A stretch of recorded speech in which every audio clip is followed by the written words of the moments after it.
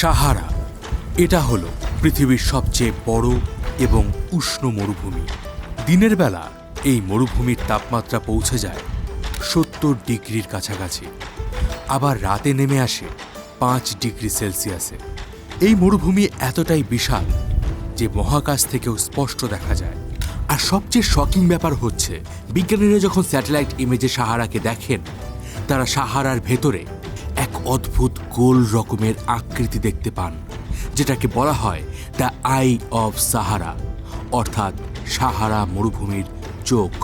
আজ যদি সম্পূর্ণ ভারত, পাকিস্তান, বাংলাদেশ, এমনকি শ্রীলঙ্কাকেও একসঙ্গে জুড়ে দেওয়া হয়, তাহলেও তাদের সম্মিলিত আয়তন সাহারার থেকে ছোট হবে। সাহারা এমন এক মরুভূমি যেখানে বছরের পর বছর বৃষ্টি হয় না। এখানে জল এতটাই মূল্যবান যে বহু জায়গায় একটা ছোট জলের উৎসকে কেন্দ্র করে পুরো গ্রাম তৈরি হয়ে যায়। কিন্তু অবাক করার বিষয় হলো, এই সাহারা কিন্তু সবসময় এরকম ছিল না। আজ থেকে কয়েক হাজার বছর আগে এই জায়গাটি ছিল পুরোপুরি আলাদা। যেখানে আজ আমরা বালির সমুদ্র দেখতে পাচ্ছি, সেখানে এক সময় ছিল সবুজ ঘাসে ঢাকা বিশাল তৃণভূমি। যেখানে আজ এক ফোঁটাও জল খুঁজে পাওয়া কঠিন, সেখানেই একসময় বইত বিশাল বিশাল নদী। আজ যে সাহারায় প্রতিটা প্রাণী লুকিয়ে বাঁচতে শিখেছে, সেখানেই একটা সময় দাপিয়ে বেড়াত হাতি, জিরাফ, গন্ডার, এমনকি জলহস্তির মতো প্রাণী। এমনকি সায়েন্টিস্টরা সাহারার বিভিন্ন অঞ্চলে গুহার দেওয়ালে এমন সব প্রাচীন চিহ্ন খুঁজে পেয়েছেন, যেখানে মানুষকে নদীতে মাছ ধরতে দেখা যায়। ভাবুন একবার, পৃথিবীর সবচেয়ে ভয়ঙ্কর মরুভূমির মাঝখানে একসময় মানুষ মাছ শিকার করত। তাহলে এখন প্রশ্ন হলো, ঘন সবুজে ঢাকা এই বিশাল অঞ্চলটা কিভাবে এই ভয়ঙ্কর মরুভূমিতে পরিণত হলো? এখানকার নদীগুলো কোথায় হারিয়ে গেল? হ্রদগুলোই বা কোথায় গেল? কি লুকিয়ে রয়েছে এই সাহারা মরুভূমির নিচে? ভবিষ্যতে কি সাহারা আবারও সবুজ বনাঞ্চলে পরিণত হতে পারে? তো নমস্কার, আমি রয়েছি মিঠুন আপনার সঙ্গে। আপনি দেখছেন রোমাঞ্চপিডিয়া। আজকের এই ভিডিওতে আমরা কথা বলবো পৃথিবীর অন্যতম রহস্যময়, ভয়ঙ্কর এবং সাসপেন্সে ভরা একটি অঞ্চল, সাহারা মরুভূমির ব্যাপারে। ভিডিওটা ভীষণ ইন্টারেস্টিং হতে চলেছে, তাই অবশ্যই শেষ পর্যন্ত দেখুন।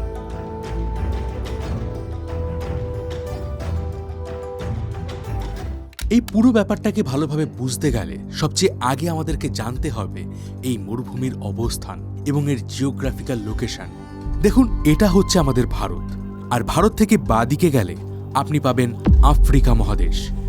উত্তর আফ্রিকার এই পুরো অংশটা জুড়েই ছড়িয়ে রয়েছে সাহারা মরুভূমি।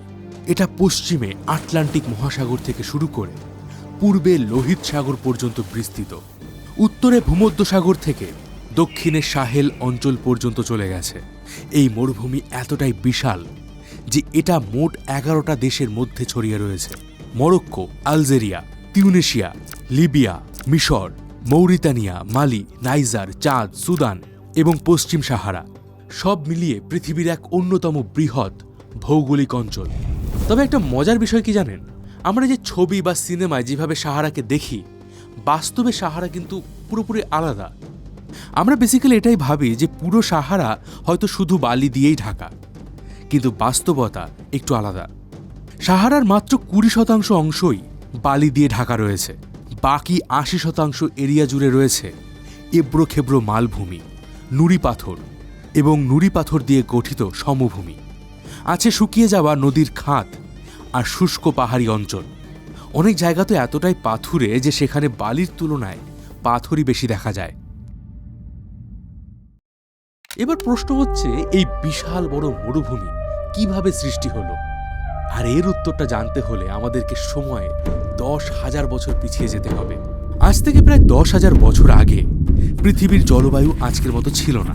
সেই সময় উত্তর আফ্রিকার বিশাল অংশ সবুজ ঘাসে ঢাকা ছিল। অসংখ্য গাছপালা, তৃণভূমি, জলাশয়, পুরো জায়গাটা ভর্তি ছিল।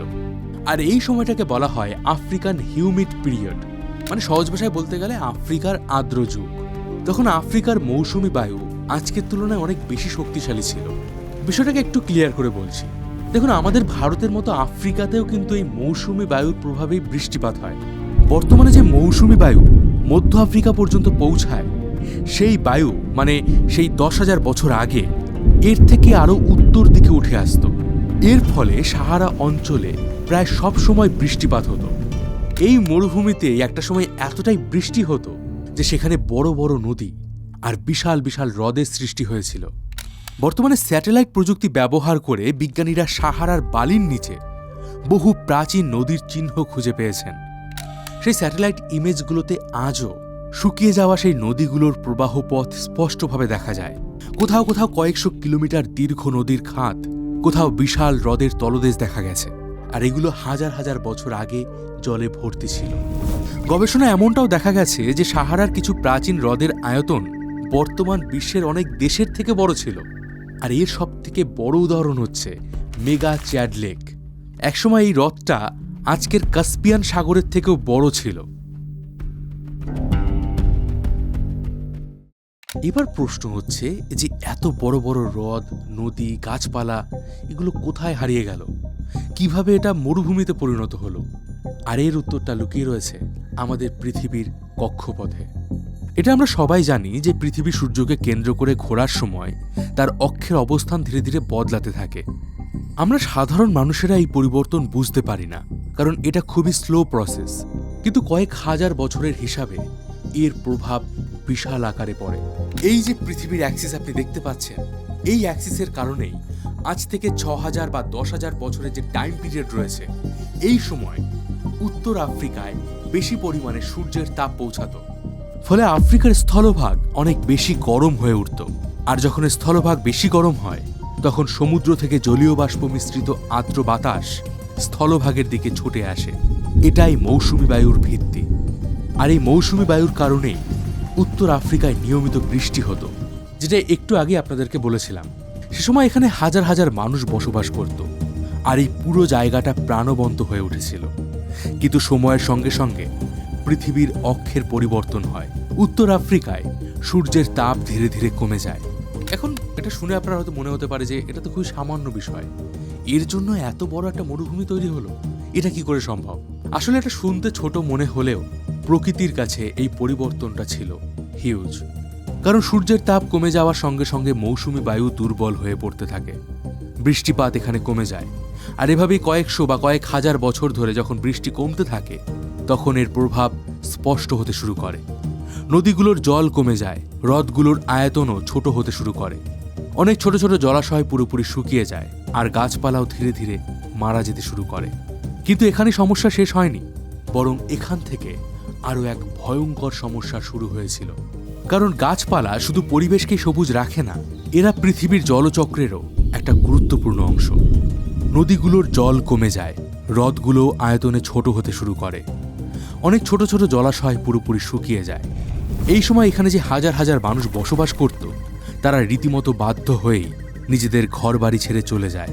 এই সময় অনেকেই নীল নদের তীরে গিয়ে বসবাস করতে শুরু করে, আর এরাই পরবর্তীকালে প্রাচীন মিশরীয় সভ্যতার বিকাশ করেছিল, যে বিষয়ে আমি এই ভিডিওটায় আলোচনা করেছিলাম। আপনারা চাইলে ভিডিওটা দেখতে পারেন, ডিসক্রিপশন বক্সে ভিডিওটার লিঙ্ক দেওয়া আছে। তো এইভাবেই হাজার হাজার বছর ধরে একটু একটু করে সবুজ অঞ্চলটা পৃথিবীর সবচেয়ে উষ্ণ মরুভূমিতে পরিণত হয়। আর আজ এই সাহারা মরুভূমিতে অনেক জায়গায় এমনও আছে যেখানে সারা বছরে হয়তো 25 মিলিমিটার বৃষ্টিপাত হয় না। এই বৃষ্টিপাত ছাড়াও সাহারা সব থেকে ভয়ঙ্কর দিক কি জানেন? এখানকার তাপমাত্রা। গ্রীষ্মকালে দিনের বেলায় অনেক জায়গায় এখানকার তাপমাত্রা 50 ডিগ্রি সেলসিয়াসের বেশি হয়ে যায়। বালির তাপমাত্রা 70 ডিগ্রির উপরে চলে যায়। কিন্তু অবাক করার বিষয় হচ্ছে, রাত নামার সাথে সাথে এই সাহারার তাপমাত্রায় কোথাও কোথাও 0 ডিগ্রির কাছে পৌঁছে যায়। কিন্তু তাপমাত্রার এই হিউজ পার্থক্যের কারণ কি? দেখুন, মরুভূমির বাতাসে জলীয় বাষ্প প্রায় থাকে না বললেই চলে। ফলে দিনের বেলা মরুভূমি যত তাড়াতাড়ি তাপ শোষণ করে, রাত হওয়ার সাথে সাথেই একইভাবে তাপ বিকিরণ করে ঠান্ডা হয়ে যায়। মানে সকাল হতেই প্রচণ্ড গরম, আর রাত হতেই হাড় কাঁপানো ঠান্ডা। এই কারণেই সাহারাকে পৃথিবীর সবচেয়ে কঠিন সার্ভাইভাল এনভায়রনমেন্টগুলোর মধ্যে একটি ধরা হয়। আরও জানলে আশ্চর্য হবেন, এই সাহারা মরুভূমিতে কিন্তু বরফও পড়ে। হ্যাঁ, ঠিকই শুনছেন। বিশেষ করে আলজেরিয়ার আইন সেফরা অঞ্চলে গত কয়েক দশকে অনেকবারই তুষারপাতের রেকর্ড হয়েছে। 2018 সালেতে এমনও হয়েছিল, সাহারার কিছু বালিয়ারি সাদা বরফের চাদরে ঢেকে গিয়েছিল। কিন্তু অবাক করার বিষয় কি জানেন? এত কঠিন পরিস্থিতির মধ্যেও জীবন কিন্তু এখানে থেমে নেই। সাহারায় ফেনেক ফক্স নামে এক ধরনের ছোট্ট শিয়াল দেখা যায়। এদের কানগুলো অনেক বড় আকারের হয়, তবে এদের কান যে শুধুমাত্র শুনতেই সাহায্য করে তা কিন্তু নয়, বরং এটা শরীরের অতিরিক্ত তাপ বের করতেও সাহায্য করে। এছাড়াও এই সাহারায় বিভিন্ন প্রজাতির সাপ, টিকটিকি, বিছেসহ অসংখ্য কীটপতঙ্গ তো আছেই। অনেক জীবজন্তু অতিরিক্ত গরমের জন্য দিনের বেলায় লুকিয়ে থাকে এবং রাতের বেলায় বের হয়। প্রকৃতির সঙ্গে খাপ খাইয়ে নিয়ে এভাবেই এরা হাজার হাজার বছর ধরে টিকে আছে। তবে শুধুমাত্র কিন্তু পশু পাখি নয়, হাজার হাজার মানুষ আজও এই নিষ্ঠুর মরুভূমির সাথে মানিয়ে নিয়ে বেঁচে আছে। আর এই মানুষদের মধ্যে সবচেয়ে বিখ্যাত গোষ্ঠী হল তুয়ারেগ জনগোষ্ঠী। তুয়ারেগদের অনেক সময় blue people of the Sahara বলা হয়, কারণ এরা ঐতিহ্যগতভাবে গাঢ় নীল রঙের পোশাক পরে। আর অনেক সময় তাদের এই পোশাকের রং তাদের গায়ে লেগে যায়, আর এখান থেকেই এই অদ্ভুত নামের উৎপত্তি। তবে তুয়ারেগদের আসল বিশেষত্ব কিন্তু তাদের পোশাকে নয়, তাদের সবচেয়ে বড় শক্তি হল সাহারা সম্পর্কে তাদের অসাধারণ জ্ঞান।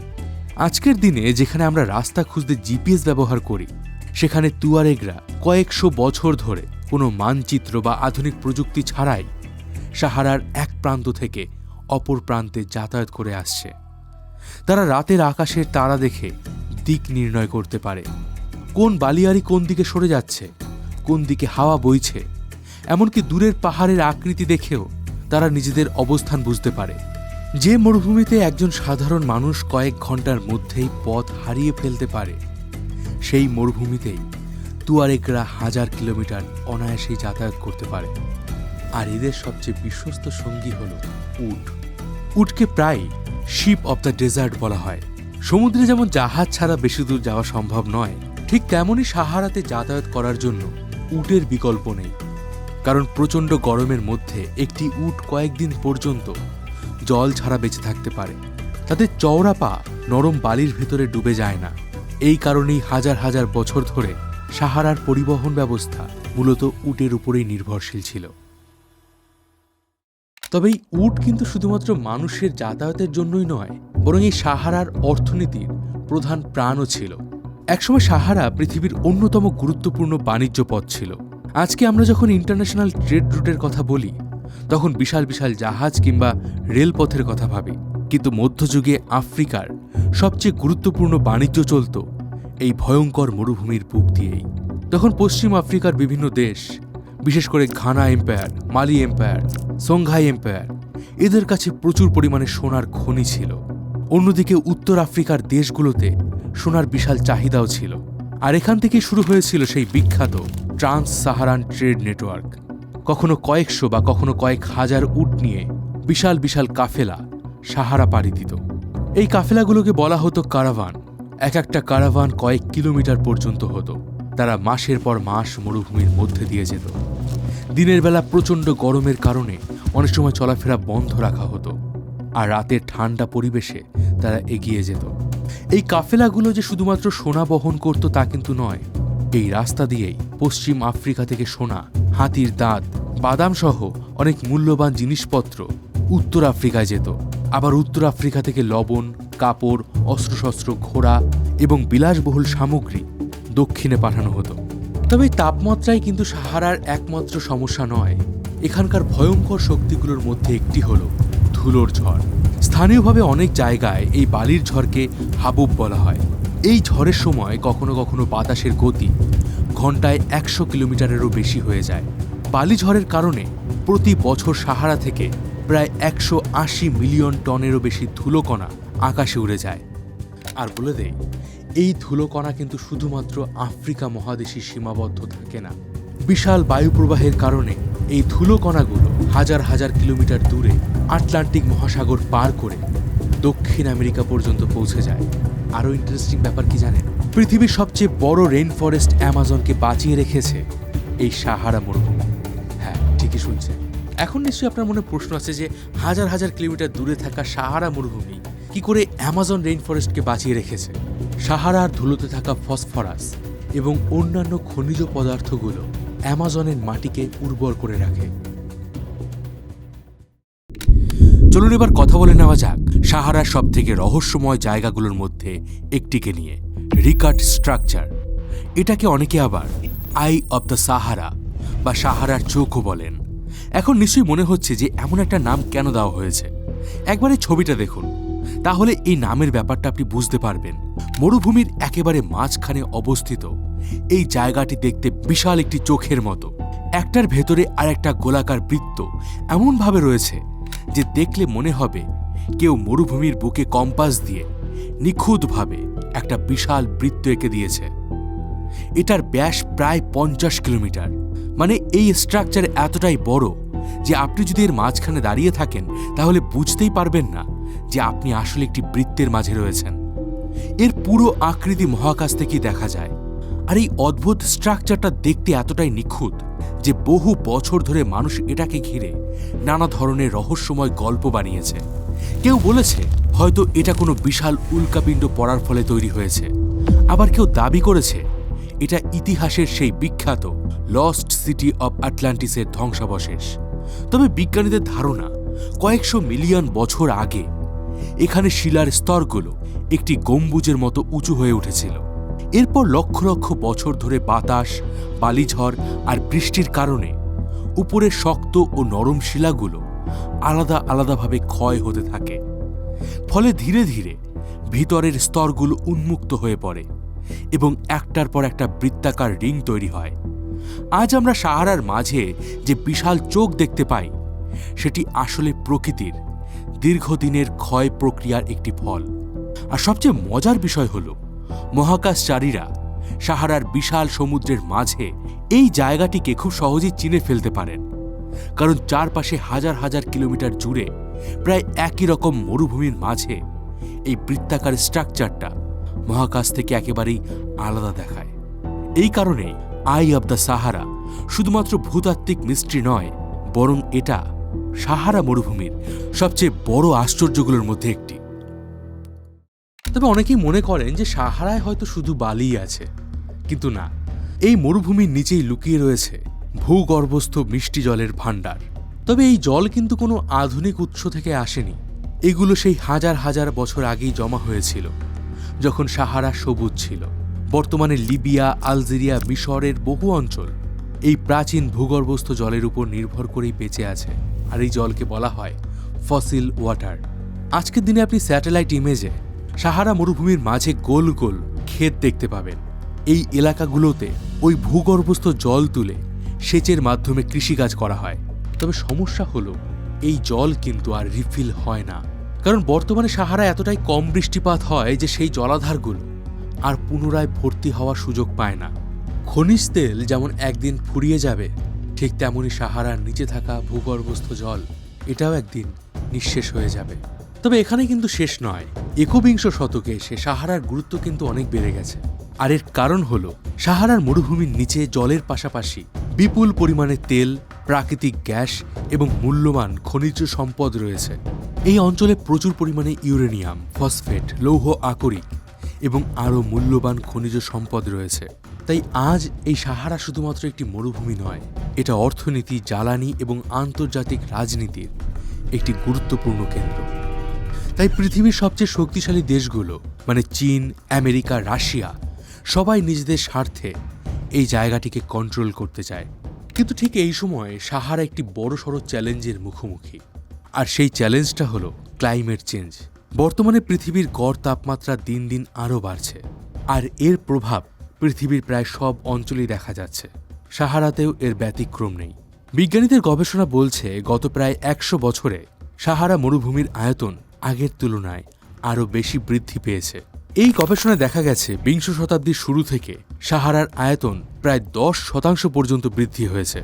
শুনতে অল্প মনে হলেও এই সাহারার আয়তন কিন্তু 92 লক্ষ বর্গ কিলোমিটার। সেখানে 10% বৃদ্ধি মানেও প্রায় 9 লক্ষ বর্গ কিলোমিটার এলাকা নতুনভাবে মরুভূমিতে পরিণত হয়েছে। বিশেষ করে সাহারার দক্ষিণ দিকে অবস্থিত সাহেল অঞ্চল সবচেয়ে বেশি ক্ষতিগ্রস্ত হচ্ছে। সাহেল অঞ্চল বলতে সেই অঞ্চলকে বোঝানো হয় যা মরুভূমি এবং সবুজ আফ্রিকার মধ্যবর্তী সীমান্তের মতো কাজ করে। এখানকার লক্ষ লক্ষ মানুষ কৃষি এবং পশুপালনের উপর নির্ভর করে জীবনযাপন করে। কিন্তু বিগত প্রায় 10-15 বছরে এখানে বৃষ্টিপাত প্রায় নেই বললেই চলে।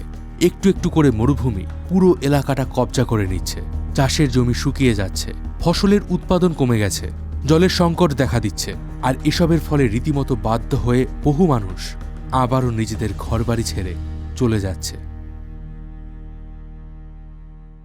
তবে সবচেয়ে ইন্টারেস্টিং ব্যাপার হচ্ছে, আজ থেকে কয়েক হাজার বছর আগে পৃথিবীর অক্ষ পরিবর্তনের ফলে এক সবুজ বনাঞ্চল যেভাবে বিশাল বড় মরুভূমিতে পরিণত হয়েছিল, সেই পৃথিবীর অক্ষ পরিবর্তন কিন্তু থেমে থাকেনি। পৃথিবীর অক্ষ নিয়মিত পরিবর্তিত হচ্ছে।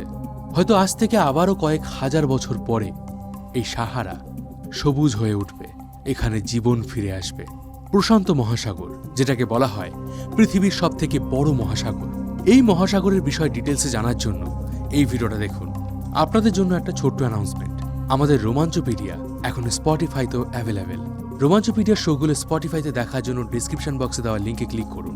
কেমন লাগলো আজকের ভিডিও কমেন্ট সেকশনে অবশ্যই জানান। দেখা হবে পরের ভিডিওতে। ততদিন ভালো থাকবেন, সুস্থ থাকবেন। আর আমি ছিলাম মিঠুন আপনার সাথে।